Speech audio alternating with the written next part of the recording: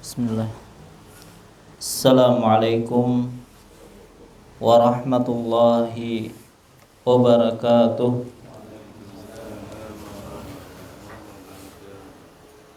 Alhamdulillahi rabbil alamin. Wassalatu wassalamul atammanil akmalani alal mab'usi rahmatan lil alamin.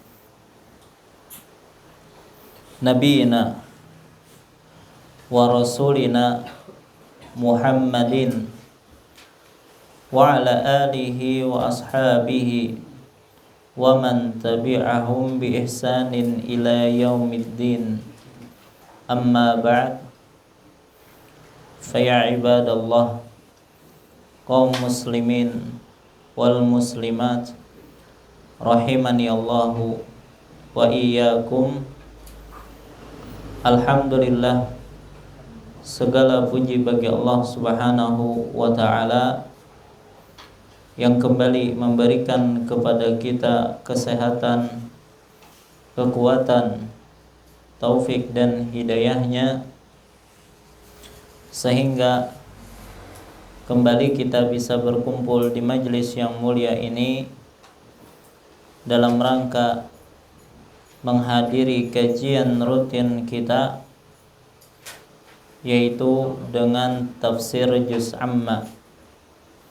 Kita memohon kepada Allah Subhanahu wa ta'ala, semoga Allah berkenan untuk melimpahkan kepada kita ilmu yang bermanfaat. Salawat serta salam semoga senantiasa tercurahkan kepada junjungan kita Nabi besar Muhammad sallallahu alaihi wasallam, kepada keluarga beliau, para sahabat beliau, dan orang-orang yang istiqamah di atas jalan beliau ila yaumil qiyamah. Insyaallah pada kesempatan malam hari ini kita akan melanjutkan pelajaran kita, yang mana kita akan memasuki pembahasan surah yang baru setelah sebelumnya kita telah menyelesaikan tafsir dari surah Al-Ma'un, yang mana pada pertemuan yang lalu kita membahas tafsir dari firman Allah Subhanahu wa ta'ala, wa yamna'unal ma'un, dan mereka yang enggan untuk memberikan bantuan. Dan telah kita jelaskan sebagaimana yang disebutkan oleh Syekh Al-Utsaimin rahimahullah, bahwasanya tidak memberikan bantuan ada dua jenis. Yang pertama yaitu tidak memberi bantuan dan seseorang tidak berdosa. Itu apabila berkaitan dengan hal-hal yang sifatnya sunnah, seperti bersedekah yang sifatnya sunnah. Dan orang ini walaupun dia tidak berdosa, ya akan tetapi dia rugi baik di akhirat, yaitu terhalangnya dia dari pahala,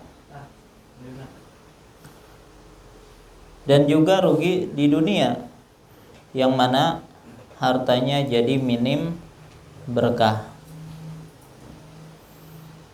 Adapun yang kedua adalah orang yang enggan memberikan bantuan dan dia berdosa, yaitu ketika sifatnya adalah wajib, seperti apa? Zakat. Ya. Maka orang yang enggan untuk memberikan zakat hartanya, maka dia akan terancam dengan ancaman yang pedih di akhirat. Apa ancamannya? Yaitu hartanya tersebut akan dijadikan sarana untuk menyiksanya di hari kiamat kelak. Baik, nah ini adalah sedikit pembahasan yang telah lalu.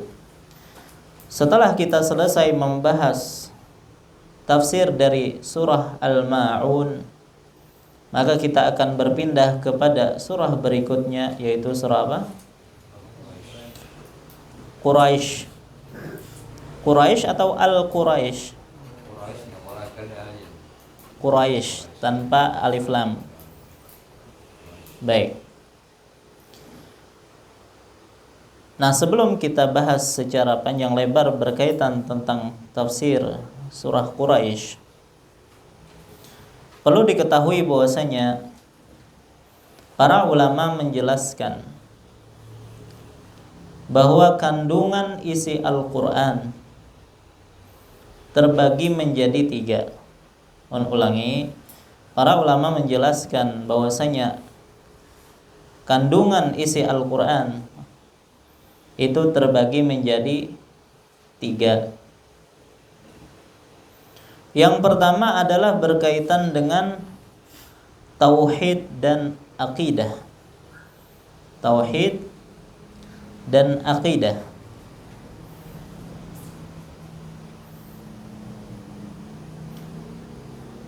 Yang kedua adalah hukum-hukum. Ya, hukum-hukum al-ahkam.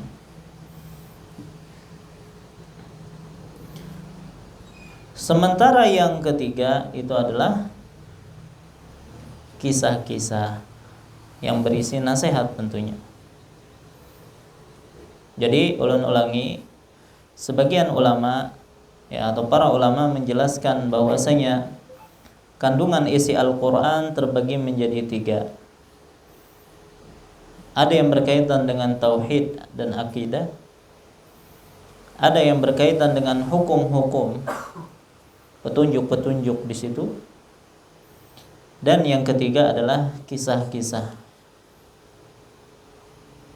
Nah, berkaitan dengan yang ketiga, yaitu kisah. Siapa sih orang yang tidak suka dengan kisah? Baik dia orang tua kah, muda kah, laki-laki kah, perempuan kah, yang sudah tingkatan mahasiswa, apalagi anak TK, yang berpendidikan kah atau tidak berpendidikan kah, baik kaya kah ataukah miskin, semuanya pasti suka mendengar atau menyimak kisah. Ya, dan ini mungkin menjadi fitrah kita semua, sebab kita semuanya suka dengan yang namanya kisah. Nah, kecenderungan ini, kesukaan ini ternyata dimanfaatkan oleh siapa? Oleh tukang kisah. Ya kalau lah. Dan juga dimanfaatkan oleh para penerbit buku, majalah-majalah, novel-novel, yang mana mereka berlomba-lomba untuk apa? Menerbitkan novel. Kalau dulu istilahnya roman, ya. Ini kan banyak orang tua di sini. Kalau dahulu kan terkenal dengan istilah roman, ya. Ada roman apa? Siti Nurbaya misalnya. Atau roman tenggelamnya hafal berarti lah. Ya kan, tenggelamnya kapal Van der Wijk. Ya. Karya siapa tuh? Hamka. Begitu juga dahulu ada buku serial yang kada habis-habis tuh. Ada Api di Bukit Menoreh, tahu lah Bian? Nah, itu berapa jilid itu? Banyak banget kada habis-habis tuh. Jadi buku-buku tersebut laris. Ya, kayak kacang ya. Luar biasa gitu kan. Kenapa? Karena kecenderungan orang-orang itu suka dengan yang namanya kisah. Bukan hanya penerbit buku, bukan hanya penerbit majalah yang memanfaatkan ini, tetapi juga kecenderungan suka kisah ini dimanfaatkan oleh mereka-mereka yang mempunyai stasiun televisi. Ya adalah hampir tidak ada stasiun televisi yang tidak ada acara apa ya? Sinetronnya. Ya, film-filmnya. Ya. Kalau dahulu istilahnya ada telenovela kayaknya. Pada ada lagi mungkin zaman sekarang. Maka mereka berlomba-lomba untuk membuat sinetron yang berapa episodenya? 100-an, gak ada habis-habis itu. Kalau 100, 200, bahkan ribuan. Belum lagi dengan film-filmnya, dengan berbagai jenisnya, baik film dalam negeri maupun luar negeri, dengan kisah yang berbeda-beda, jenis yang berbeda-beda. Ada yang komedinya, horornya, ya, kriminal, laga dan seterusnya. Dan rata-rata ya film-film tersebut atau sinetron tersebut menempati rating yang tinggi di dalam acara televisi. Nah, sayangnya cerita-cerita yang tadi kita sebutkan, film-film yang tadi kita sebutkan, itu didominasi, kebanyakannya adalah kisah-kisah fiktif, kada bujur. Bahkan lebih parah, seringnya dinodai dengan paparan-paparan isi-isi yang sangat jauh dengan nilai-nilai Islam. Ya. Coba hampir film yang mana sih? Ya, tidak ada film kecuali ada perkara-perkara yang bertentangan dengan nilai-nilai Islam. Ya, dan ini bermacam-macam, mulai dari yang sangat parah yaitu berupa kesyirikan. Itu dimuat di dalam film-film. Ya, coba film atau sinetron yang di situ mengandung unsur kesyirikan. Contohnya apa? Nyi Roro Kidul, ya betul. Kan dari film akhirnya orang tahu, oh ternyata ada yang namanya Nyi Roro Kidul yang memiliki ini mengatur apa? Laut. Nah, itu unsur kesyirikan, merusak akidah. Begitu juga film-film yang mengangkat tema cinta ditolak, dukun bertindak, kan? Coba kalau seperti itu senantiasa disuguhkan, kan banyak orang yang mencugut aja di muka TV itu, menonton acara-acara yang seperti itu, maka pasti akan berpengaruh kepada akidah dia, ya, tauhid dia. Maka tadi contohnya untuk dukun-dukun tadi kan, mereka melakukan apa? Santet misalnya. Dan biasanya kalau sudah kena santet, yang dipanggil siapa? Kiai.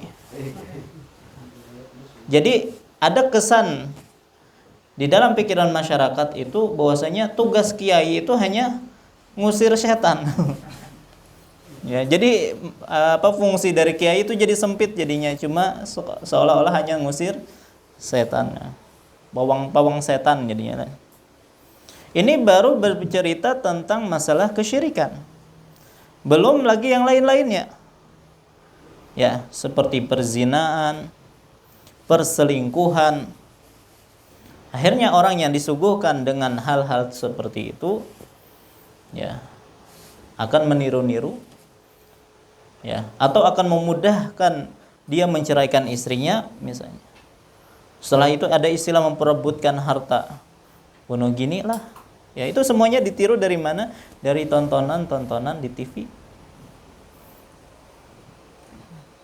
Begitu juga zaman sekarang, ya, para remaja-remaja putri, bahkan kadang ibu-ibu, ya, suka nonton apa? Drama Korea. Oh, di zaman sekarang ini fitnah luar biasa, ya. Drakor. Ya. Coba, apa dampak negatif kalau para putri-putri kita atau bahkan ibu-ibu kalau sudah melihat ini, sudah doyan nonton drakor seperti ini? Ketika mereka melihat aktor-aktor yang apa? Yang bunga, yang putih, ya, yang kayak boneka. Baik. Akhirnya ia mulai membandingkan aktor-aktor tersebut dengan siapa? Dengan suaminya. Akhirnya yang suaminya asalnya Masya Allah bungasnya luar biasa, setelah melihat aktor-aktor itu hilang ketampanan suami. Ya. Yang dilihat artis-artis Korea. Kalau suaminya korengan. Sangat jauh. Ya, akhirnya apa? Terjadilah gejolak di rumah tangga. Begitu pula ketika mereka melihat adegan-adegan romantis yang disuguhkan di situ. Dan dia tidak mendapatkan perlakuan seperti itu dari suaminya. Maka akhirnya ia merasa bahwasanya suaminya tidak sayang lagi, misalnya tidak cinta lagi. Karena standarnya sudah tinggi sekarang setelah melihat acara-acara tersebut. Begitu juga kalau misalnya seorang suami yang suka melihat artis-artis ya kan, cantik di televisi, dia akan bandingkan dengan istrinya. Maka hilanglah kecantikan istrinya tersebut. Ini dampak negatif dari tontonan-tontonan seperti itu. Belum lagi adegan kekerasan yang ditampilkan di dalam film-film. Dan itu bisa berpengaruh pada sifat seseorang. Ya. Mungkin dia akan mudah melakukan kekerasan kepada pasangannya. Ya. Atau kekerasan yang ditampilkan dalam film-film. Ya. Kan dulu ada Smackdown. Smackdown itu wujudan atau settingan juga kalau. Cuman ya, anak-anak misalnya kalau menonton hal itu, maka dia akan praktekkan kepada kawannya. Betapa banyak orang cedera karena di smackdown oleh kawannya. Bahkan ada berita sampai ada yang meninggal gara-gara smackdown ini. Baik. Nah, itu diantara dampak negatif dari tontonan-tontonan. Belum lagi budaya-budaya buruk dari barat itu akhirnya diadopsi ya, dan dipakai oleh para penontonnya. Ya, seperti cara berpakaian misalnya. Betapa banyak pakaian yang terbuka aurat sekarang karena mencontoh apa yang dia lihat di dalam film-film ya. Yang dahulu pakaian wanita itu kan serba tertutup. Ya. Sekarang karena banyaknya tontonan-tontonan seperti itu, apalagi dari barat, maka dengan mudah mereka membuka aurat mereka. Betapa banyak wanita-wanita memakai pakaian yang seperti kurang kain ya. Seperti zaman primitif dulu. Tapi dikatakan itu adalah wanita yang modern sekarang. Padahal itu pakaian seperti pakaian manusia purba dahulu. Baik, belum lagi pergaulan bebasnya. Zina sekarang semakin dianggap biasa di zaman sekarang. Belum lagi bermunculan kaum LGBT, penyuka sesama jenis ya. Ini semakin banyak. Ini semuanya pengaruh dari tontonan. Banyaknya kasus pelecehan seksual, banyaknya tindakan kriminal, dan masih banyak perilaku-perilaku negatif lagi yang lain yang disebabkan karena film-film yang disuguhkan. Ya, apalagi di zaman sekarang bukan hanya televisi, ya sekarang lebih mudah mengakses internet, ya YouTube-nya lah, itu banyak video-video yang itu sangat jauh dari nilai-nilai Islam. Dan sayangnya tontonan-tontonan tersebut ya mulai disuguhkan kepada anak-anak. Ya, betapa banyak anak-anak akhirnya menjadi kecanduan dengan tontonan-tontonan yang ada di internet. Ya. Dan terkadang kita merasa bahwasanya ya, kita tahu bahwasanya anak-anak itu mereka sering mencontoh apa yang mereka tonton. Ya, tapi terkadang orang tuanya itu tidak peka, malah dibiarkan begitu saja. Ya, maka ini menjadi perhatian kita semua. Maka kalau sudah seperti ini, lantas ada yang bertanya, Ustadz, berarti kada boleh mendapatkan hiburan atau gimana? Maka kita katakan, ketika kita menyampaikan ini, bukan berarti kita melarang yang namanya hiburan. Ya, kita tidak maksud ya menyampaikan hal ini melarang seseorang mencari hiburan. Dan agama Islam itu bukan agama yang senantiasa menyuruh kita untuk beribadah terus tanpa adanya istirahat, itu enggak. Pernah kita ceritakan tentang kisah dua sahabat, yaitu Salman Al-Farisi dengan siapa? Abu Darda.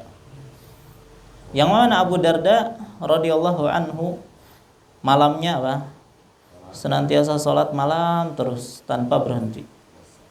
Siangnya puasa terus. Sampai istrinya tidak terurus, gitu kan?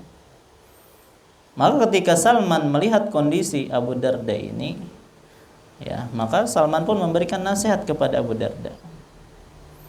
Apa kata Salman? Inna li rabbika 'alaika haqqan wa li nafsika 'alaika haqqan wa li ahlika 'alaika haqqan fa'ati kulladzi haqqin haqqahu. Wahai Abu Darda, sesungguhnya Rabbmu itu memiliki hak atasmu. Badanmu juga memiliki hak atasmu. Istrimu juga memiliki hak atasmu. Maka berikanlah hak kepada masing-masing yang memiliki hak tersebut. Artinya jiwa ini juga perlu yang namanya istirahat, perlu hiburan. Ya.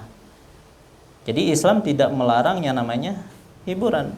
Bukankah Nabi SAW membiarkan orang-orang Habasyah mereka bermain-main di masjid, ya, bermain dengan pedang-pedang mereka, bahkan ditonton bersama siapa? Aisyah radhiyallahu anha. Ya, Nabi nonton bersama Aisyah orang-orang Habasyah lagi bermain-main di masjid. Apa kata Nabi SAW dalam hadis tersebut? Lita'lama Yahud anna fi dinina fushah. Agar orang-orang Yahudi mengetahui bahwasanya di dalam agama kita itu adalah adanya namanya fushah. Ya, bersenang-senang, istirahat. Baik, hanya saja walaupun kita katakan Islam itu bukan agama yang melarang hiburan, tetapi hiburannya haruslah tidak melanggar syariat. Kan yang namanya hiburan tidak mesti harus nonton. Ya, betapa banyak alternatif yang lain ya untuk kita jadikan sebagai sarana menghibur diri. Ya, bisa kegiatan di luar rumah, berolahraga, kan itu juga termasuk salah satu sarana untuk menghibur diri. Tapi sukanya kisah, Ustaz. Tadi kita bercerita tentang kisah. Sukanya kisah, cerita, maka kita katakan, bukankah di dalam Al-Qur'an itu banyak kisah? Ya, Al-Qur'an itu sangat banyak isinya tentang kisah. Jadi yang masalahnya itu kitanya yang kulir membaca Al-Qur'an. Kalaupun membaca Al-Qur'an setahun sekali, itu pun hanya dibaca Al-Qur'annya saja. Kada suah membaca terjemahannya. Jadi kalau bisa membaca Al-Qur'an itu disertai dengan membaca terjemahannya. Syukur-syukur bisa membaca tafsirnya.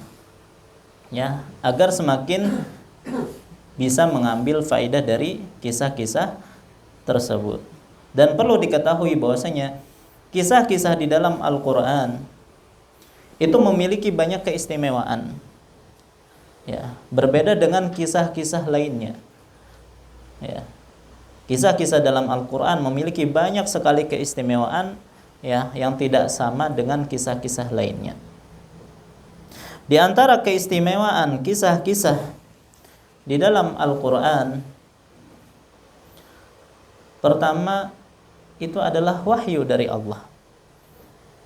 Wahyu dari Allah. Konsekuensi kalau itu dari wahyu dari Allah, apa? Ketika kita membacanya kita akan mendapatkan pahala. Ya, coba kalau kita membaca buku biasa, membaca novel, nggak ada pahalanya. Kalau kita membaca kisah dalam Al-Quran, kita membaca Al-Quran, maka kita akan mendapatkan pahala. Itu pertama. Yang kedua, keistimewaan kisah di dalam Al-Quran, bahwasanya kisah dalam Al-Quran itu kejadian nyata. Kejadian nyata. Bukan fiksi, bukan dongeng, ya. Dan ini harus atau wajib kita yakini bahwasanya apa yang Allah sebutkan dalam Al-Quran itu nyata. Karena ini konsekuensi atau bagian dari keimanan kita kepada Alkitab, membenarkan apa yang ada di dalam Al-Quran. Dan Allah Subhanahu wa taala berfirman, ya, di akhir surah Yusuf, laqad kana fi qasasihim ibratul liulil albab ma kana haditsa yuftara. Sungguh pada kisah mereka terdapat pelajaran bagi orang-orang yang cerdas. Maka hadisan yuftara, dan kisah dalam Al-Quran itu bukan dongeng yang diada-adakan, enggak. Ini menunjukkan bahwasanya kisah-kisah yang Allah sebutkan dalam Al-Quran itu nyata. Baik. Walaupun mungkin sebagian orang, ya, wah masa ketika di zaman Nabi Nuh sampai tenggelam semuanya gitu. Seolah-olah itu adalah hanya hayalan. Enggak, kita nyatakan itu benar-benar terjadi. Baik. Yang ketiga di antara keistimewaan kisah di dalam Al-Quran, ya, mengandung hikmah dan pelajaran. Itu pasti. Kisah di dalam Al-Quran itu pasti mengandung hikmah dan pelajaran. Ya, tadi dalam ayat tadi yang kita baca, laqad kana fi qasasihim ibratul liulil albab. Sungguh pada kisah-kisah mereka terdapat ibrah, pelajaran bagi orang-orang yang punya akal, ya, yang berpikir. Jadi setiap kisah yang Allah sebutkan dalam Al-Quran itu pasti ada faidahnya. Bahkan kalaupun kisah itu diulang-ulang di dalam Al-Quran, kan banyak di dalam Al-Quran itu kisah-kisah yang diulang. Yang paling banyak itu kisah Nabiullah Musa alaihi salam. Dalam surah Al-Baqarah ada, dalam surah Thaha ada, dalam surah Qasas ada, dan dalam surah-surah yang lain itu ada. Ya. Dan para ulama menyebutkan setiap pengulangan itu pasti ada faidah yang baru. Ya, tentu bagi mereka yang ingin mentadabburi isi Al-Qur'an, maka pasti akan mendapatkan faidah tersebut. Begitu juga kisah Nabi Ibrahim dengan Ismail, itu juga diulang-ulang di dalam Al-Qur'an. Ya. Tetapi pasti di situ ada faidah dan pelajaran yang bisa diambil. Kemudian juga di antara keistimewaan kisah dalam Al-Qur'an, kisah dalam Al-Qur'an itu disampaikan dengan gaya bahasa yang efektif. Gaya bahasa yang efektif. Maksudnya apa? Banyak gaya bahasa yang digunakan di dalam Al-Qur'an. Contohnya ada perumpamaan, ada dialog, ya. Ada deskripsi yang menarik di dalam Al-Quran dan macam-macam. Gaya bahasa Al-Quran itu tinggi, tetapi mudah dipahami. Ya, dan seorang yang membaca dan merenungkan ayat-ayat Al-Quran, maka kisah-kisah faidah yang bisa kita ambil itu akan membekas di dalam hati seseorang. Itu karena tingginya balaghah Al-Quran. Baik. Kemudian di antara keistimewaan kisah dalam Al-Quran, bahwasanya kisah tersebut relevan sepanjang masa. Ya. Jadi walaupun kisah-kisah dalam Al-Quran itu menceritakan kisah-kisah dalam masa lalu, namun pelajaran yang terkandungnya bisa tetap relevan dengan kondisi kita sekarang. Coba dalam kisah Nabiullah Yusuf alaihissalam tentang pemaaf, ya. Betapa pemaafnya Nabi Yusuf terhadap saudara-saudaranya. Padahal saudaranya itu melakukan kezaliman yang besar terhadap Nabiullah Yusuf. tetapi beliau memaafkan. Dan sikap pemaaf itu sangat kita butuhkan di zaman sekarang. Begitu juga sifat menjaga diri dari perbuatan zina, itu sangat dibutuhkan di zaman sekarang. Baik. Kemudian juga di antara keistimewaan cerita dalam Al-Quran, yaitu menyentuh aspek kehidupan manusia secara menyeluruh. Menyentuh aspek kehidupan manusia secara menyeluruh. Ya. Ada tentang keimanan di situ, kesabaran, keadilan, pokoknya segala aspek kehidupan manusia itu disinggung dalam cerita-cerita dalam Al-Quran. Kemudian juga di antara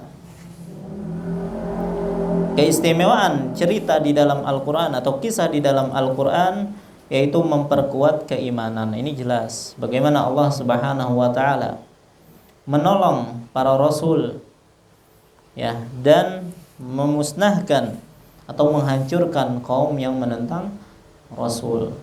Maka ketika kita semakin banyak membaca cerita-cerita ini, maka akan memperkuat keimanan kita.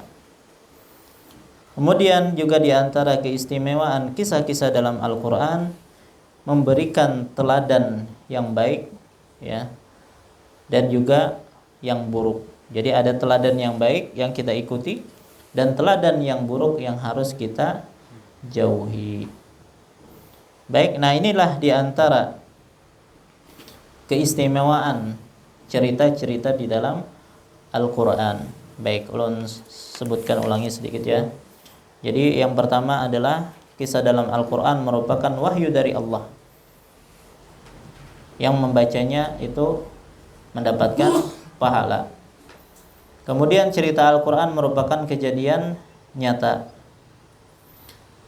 Begitu juga mengandung hikmah dan pelajaran, dan disampaikan dengan gaya bahasa yang efektif, yang tinggi, serta relevan sepanjang masa. Kemudian menyentuh aspek kehidupan manusia secara menyeluruh, memperkuat keimanan dan memberikan teladan yang baik dan yang buruk. Baik, tapi orang yang bisa mengambil pelajaran dari Al-Quran adalah orang-orang yang mau mentadabburinya, mau mempelajarinya. Kalau tidak mau, yaitu dia akan terlewatkan dari faidah-faidah atau pelajaran dari kisah-kisah Al-Quran. Coba kita ambil sampelnya saja. Kisah Nabiullah Musa alaihi salam. Ketika beliau tidak sengaja membunuh salah satu dari pengikut Fir'aun dari suku Kipti. Apa yang dia lakukan? Dia lari, kabur. Ya, bahkan tanpa membawa bekal apa-apa, bahkan disebutkan tanpa alas kaki. Dia berlari terus sampai ke negeri Madian. Sampai di negeri Madian, ternyata dia mendapati ada orang-orang yang sedang memberikan minum gembalaannya. Di antara yang ingin memberikan minum kepada gembalaannya adalah dua orang wanita yang mana mereka menjauh dari para lelaki. Ya. Artinya setelah laki-laki selesai memberikan minum pada gembalaannya, barulah wanita tersebut. Maka hal itu dilihat oleh Nabi Musa. Maka Nabi Musa pun mendatangi dua wanita itu. Ma khatbukum, apa yang kalian lakukan? Kenapa kalian tahan kambing-kambing kalian? Maka kata wanita tadi, kami tidak bisa memberikan minum untuk kambing kami kecuali setelah para laki-laki sudah pergi. Maka apa yang dilakukan oleh Musa? Maka dia bantu dua wanita tadi. Nah, disebutkan bahwasanya sumur tempat mengambil air itu ada penutupnya.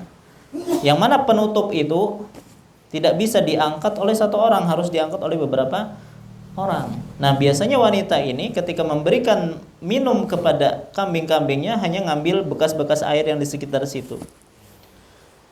Maka ketika Musa ingin membantu, dia angkat itu tutup sumur sendirian.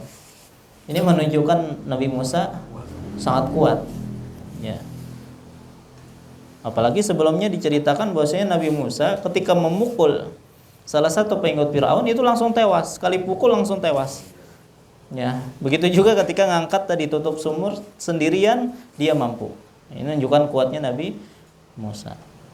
Maka setelah itu dia kasih minum kepada kambing-kambing wanita tadi dan wanita tadi pulang ke rumahnya. Maka akhirnya ya salah seorang dari wanita tadi mengatakan kepada ayahnya, "Wahai ayah, kenapa kita tidak sewa dia aja yang tadi membantu kita? Karena sesungguhnya orang yang paling baik untuk dijadikan pegawai itu apa?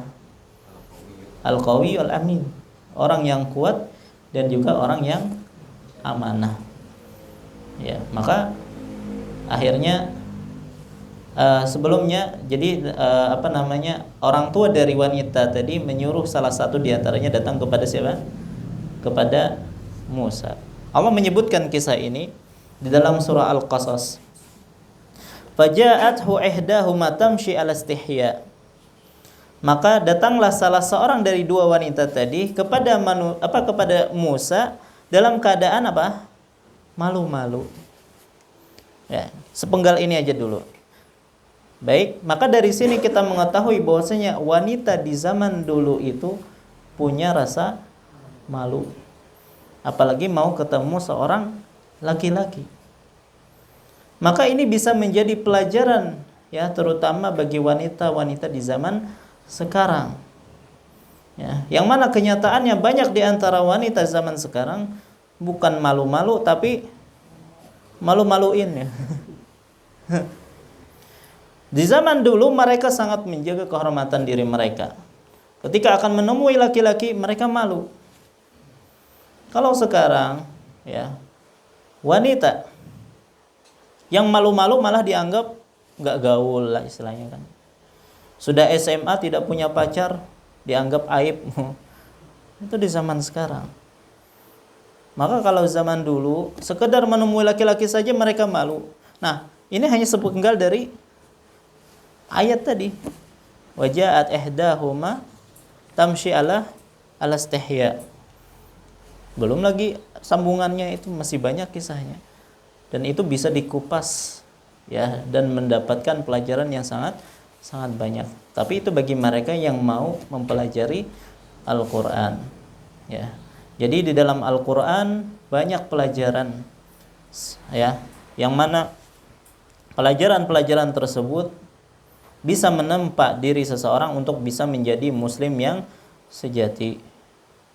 Ya, yang memiliki prinsip kuat, tidak mudah terbawa arus apalagi di zaman sekarang. Ya, jadi kisah Al-Qur'an bukan sekedar pengantar tidur, bukan. Yang tidak membekas sama sekali, enggak. Bukan dongeng. Bukan pula juga kisah yang hanya menguras air mata, sudah habis itu tidak ada bekas sama sekali. Bukan juga kisah yang hanya masuk ke telinga kanan, keluar dari telinga kanan juga.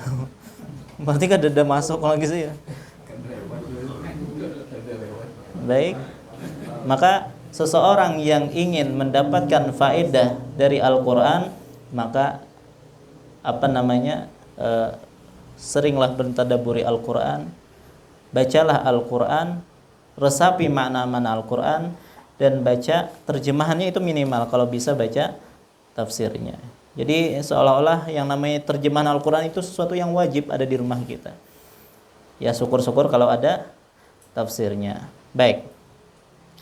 Nah, sekarang berarti kita akan berusaha mendulang pelajaran dari kisah-kisah Al-Qur'an, dan kisah Qur'ani kita kali ini adalah kisah tentang satu kabilah yang bernama kabilah Quraisy. Baik.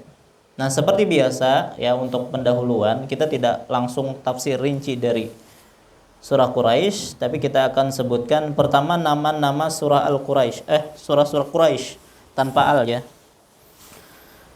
Nama-nama surah Quraisy, yang pertama apa? Ya Quraisy, surah Quraisy. Dan kebanyakan mushaf Al-Qur'an, bahkan kitab-kitab tafsir menggunakan nama ini, nama Quraisy. Ya. Karena penamaan tersebut ya, karena di dalam surah ini disebutkan nama Quraisy, li'ilafi Quraisy. Dan kata Quraisy itu hanya satu di dalam Al-Qur'an, yaitu pada surah Quraisy ini. Dan Al-Imam Bukhari di dalam kitab sahihnya pun menamakan salah satu judul dari kitabnya dengan nama ini, yaitu Quraisy. Adapun nama yang kedua kira-kira apa?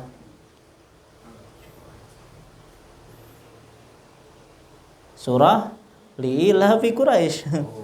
Ya, biasa kalau penamaan surah itu diambil dari ayat yang pertama.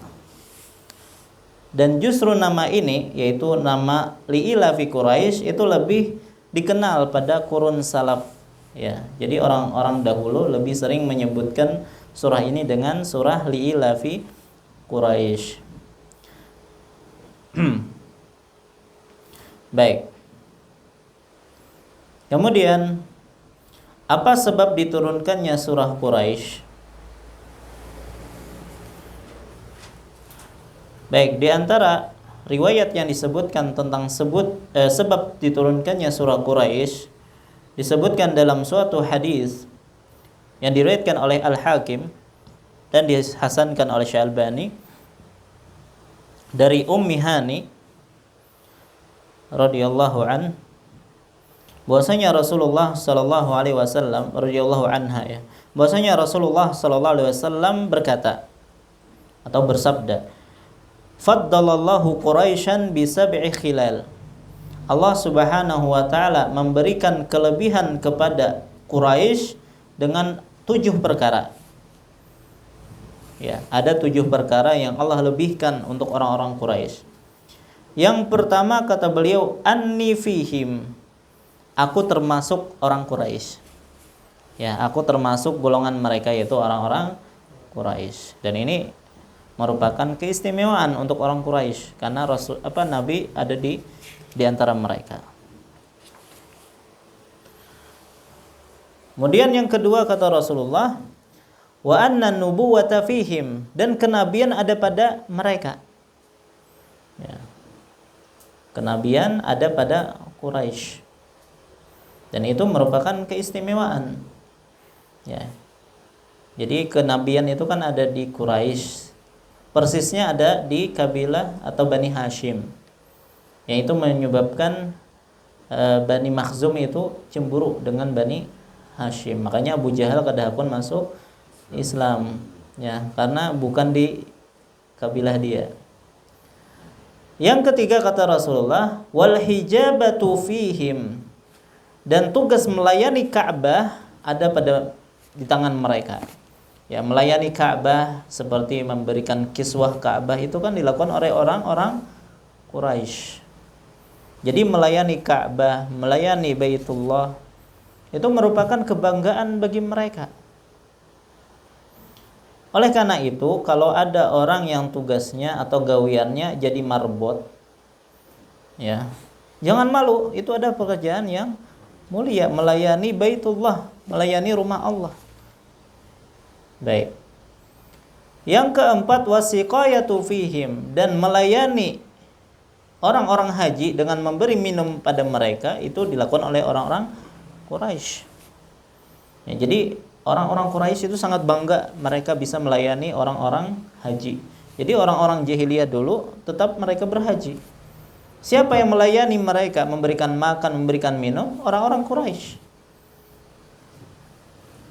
Baik, yang kelima, wa anna Allaha lanasarahum 'alal fil, dan Allah menolong mereka dari serangan siapa? Pasukan bergajahnya Abraha. Ya kan? Jadi setelah kejadian pasukan bergajah, pamor orang-orang Quraisy itu terangkat. Ya. Baik, ini akan kita bahas insyaallah pada surah berikutnya, surah Al-Fil, insyaallah. Kemudian yang keenam, wa annahum 'abadullaha 10 sinin la ya'buduhu ghairuhum.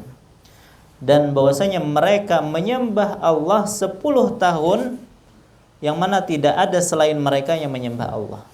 ulangi, bahwasanya mereka menyembah Allah selama 10 tahun dan tidak ada yang menyembah Allah selain mereka. Ya, jadi awal-awal Nabi berdakwah kan, yang masuk Islam itu banyak orang-orang Quraisy. Maka yang menyembah Allah adalah orang-orang Quraisy. Yang mana sebelumnya nggak ada orang yang masuk Islam. Ini maksud Nabi.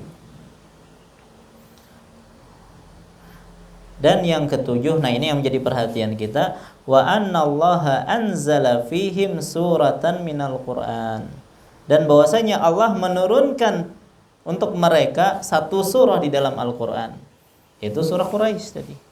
Jadi ada surah khusus berkaitan dengan orang-orang Quraisy. Maka Rasulullah pun membaca firman Allah, li'ila fi Quraisy ila fihim rihlatash syita'i was-shaif falyabudu rabb hadzal bait alladzi at'amahum min ju'i wa amanahum min khauf. Baik. Nah, ini diantara sababun nuzul atau sebab turunnya surah Quraisy. Adapun keutamaan surah Quraisy dan momen-momen pembacaan surah Quraisy, maka para ulama menyatakan tidak ada dalil secara khusus. Keutamaan surah Quraisy ada karena dia termasuk ayat Al-Qur'an atau surah dalam Al-Qur'an, tapi khusus keutamaan surah Quraisy maka itu tidak ada dalil khusus. Begitu juga momen kapan membacanya juga tidak ada dalil khusus. Baik. Surah Quraisy ini Makkiyah atau Madaniyah? Makkiyah. Makkiyah itu apa? Turun sebelum hijrah. Baik. Jumlah ayatnya ada berapa? Ada 4. Ya, li'ila fi Quraisy ila fihim rihlatash syita'i was-shaif falyabudu rabb hadzal bait alladzi at'amahum min ju'i wa amanahum min khauf. Baik. Adapun berkaitan tentang tafsir surah Quraisy, ya insyaallah kita sambung pada pertemuan yang akan datang. Ini yang bisa ulun sampaikan, salah khilaf mohon maaf. Wassallallahu ala nabiyyina Muhammad wa ala alihi wasallam. Subhanakallahumma bihamdika asyhadu an la ilaha illa anta astaghfiruka wa atubu ilaik. Wassalamualaikum warahmatullahi wabarakatuh.